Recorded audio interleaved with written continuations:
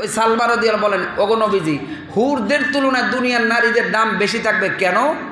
দুনিয়ার নারীরা দুনিয়ার বুকে নামাজ পড়ছে, রোজা রাখছে, স্বামীর আনুগত্য করেছে, এজন্য তাদের দাম আল্লাহ বাড়াইয়া দেবে। জোরে কোন আল্লাহু আকবার। এজন্য দুনিয়া যে সমস্ত নারী স্বামীর অবাধ্য হয় তারা কোনোদিন এই জান্নাতে হুরদের চাইতে দামি হতে পারবে না। কথা কোন ঠিক না ঠিক?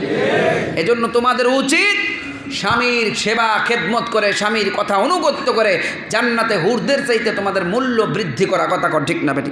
আরেক রাওয়ায়াতে আছে জান্নাতে হুরদের তুলনায় দুনিয়ার নারী যারা স্বামীর আনুগত্যের 70 ভাগ দাম তাদের বেশি থাকবে। জোরে কোন আল্লাহু আকবার। এখন প্রশ্ন হলো, হুজুর, দুনিয়ায় তো কোনো নারী একাধিক বিবাহ বসে, স্বামী মারা গেলে বিবাহ বসে, অথবা জামাই ছেড়ে ভাল লাগে না আরেক জায়গায় চলে যায়। কথা কন ঠিক না বেটি? এক মহিলার 3 বিয়া হয়েছে, 4 বিয়ে হয়েছে। আরেক মহিলার ফেসবুকে দেখলাম 23টা পর্যন্ত বিয়া করছে। বাণিজ্য, বিবাহ হলে একটা বাণিজ্য, কাবিন নামার টাকা নিয়ে আরেক জামাইয়ের লোকে বিয়া বয়ে যায়, মামলা করে জামাইয়ের নামে। জোরে কর নাউযুবিল্লাহি মিন যালিক। এখন প্রশ্ন হলো, যদি কোনো মহিলার স্বামী মারা যায়, একাধিক বিবাহ হয়, এই মহিলা জান্নাতের মধ্যে কোন স্বামীর লোকে থাকবো? প্রশ্ন আসে না আসে না? এই প্রশ্নের জবাব উলামায়ে কেরাম লেখেন, মুফাসসিরিনে কেরাম লেখেন, ওই মহিলাকে কিয়ামতের ময়দানে, এটার 2টা তরজমা। একটা তাফসির হলো, মহিলাকে স্বাধীনতা দেওয়া হবে, তোমার যেই স্বামীকে ভালো লাগে তার সাথে তুমি থাকো। জোরে কোন আল্লাহু আকবার। আরেক রাওয়ায়াতের মধ্যে আছে, যেই স্বামীর সাথে তার জীবনের শেষ সময় কাটে, মানে শেষ স্বামী, এর সাথেই তাকে থাকতে হবে। জোরে কোন আল্লাহু আকবার।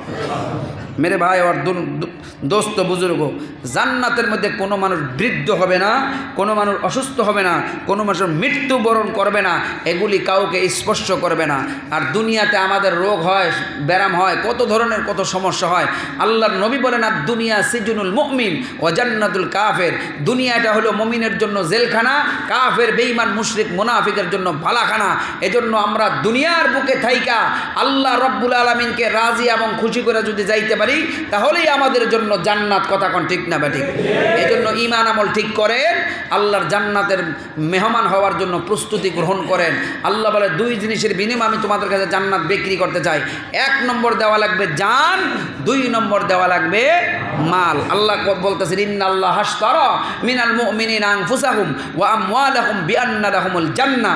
আমি তোমাদের কাছে জান্নাত বিক্রি করব 2টা জিনিসের বিনিময়ে। 1 নম্বর দেওয়া লাগবে জান, 2 নম্বর দেওয়া লাগবে মাল। যখন কাফেরদের সাথে যুদ্ধ লাগবে, তখন আমরা জান দেওয়ার জন্য একটা সময় আসবে, সুযোগ আসবে। কথা কোন ঠিক না বেটি? কিন্তু মাল দেওয়ার সুযোগ কিন্তু প্রত্যেক দিনই আমাদের কাছে আসে। আজকে পবিত্র জুমার দিন, গরিবের হজর দিন। কে আছেন বাবা নাই মা নাই, জান্নাত কেনার জন্য 1000 টাকা দিবেন। এই আল্লাহর ঘরের মধ্যে 1000 টাকা দিলে আল্লাহ